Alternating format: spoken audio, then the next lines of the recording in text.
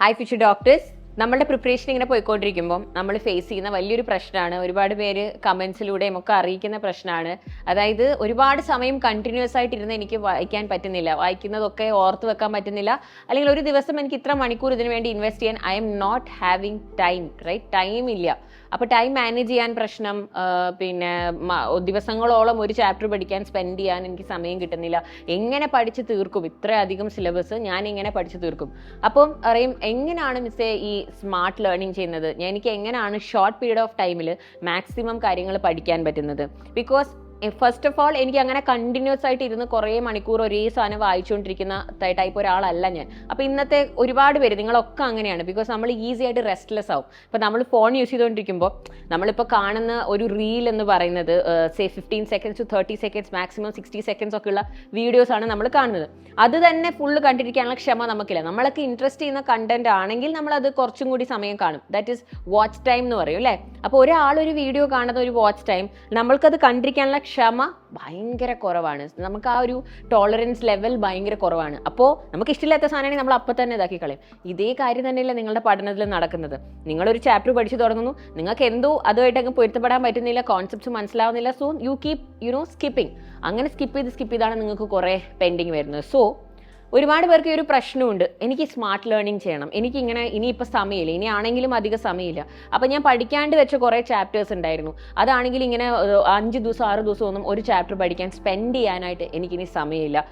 അങ്ങനെ ഞാൻ ചെയ്യുകയാണെങ്കിൽ എൻ്റെ സിലബസ് കംപ്ലീറ്റ് ആവാണ്ടാകും, എനിക്ക് റിവിഷൻ ചെയ്യാൻ സമയം ഉണ്ടാവില്ല, പിന്നെ മോക്ക് എക്സാമിൽ അപ്പോൾ എൻ്റെ സ്കോറും ഇമ്പ്രൂവ് ചെയ്യില്ല. ഇതെല്ലാം ഇൻ്റർ കണക്റ്റഡ് ഇഷ്യൂസ് ആണ്. പിന്നെ എന്താണ് ഒരു സൊല്യൂഷൻ? ഒരു ജെന്യുവൻ സൊല്യൂഷൻ ഞാൻ പറയുകയാണെങ്കിൽ, you start from the beginning once again. അതായത് നിങ്ങൾ മനസ്സിലായി, നിങ്ങൾക്ക് നിങ്ങളുടെ ഇഷ്യൂ മനസ്സിലായി.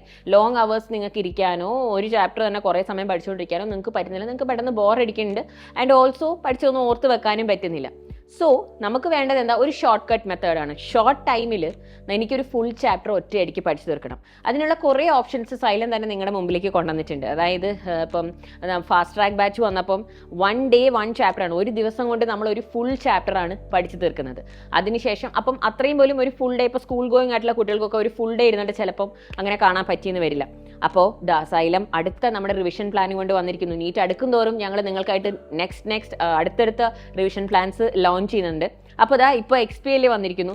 XPL എങ്ങനെയാണ്? നമ്മളൊരു എൻറ്റയർ സിലബസിനെ 20 modules ആയിട്ട് തിരിച്ചിട്ട് 3 days കൊണ്ടാണ് നമ്മൾ ഫസ്റ്റ് മൊഡ്യൂൾ തീർക്കുന്നത്. അതിൽ നമ്മൾ എങ്ങനെയാണ് ആദ്യത്തെ 2 ദിവസം കൊണ്ട് നമ്മൾ 4 ചാപ്റ്റർ പഠിക്കും. അതായത് ഇപ്പം ബോട്ടണിയുടെ ഒരു ചാപ്റ്റർ നമ്മൾ ഫ്യൂ അവേഴ്സ് കൊണ്ടാണ് ആ എൻറ്റയർ ചാപ്റ്റർ നമ്മൾ റിവൈസ് ചെയ്ത് തീർക്കുന്നത്.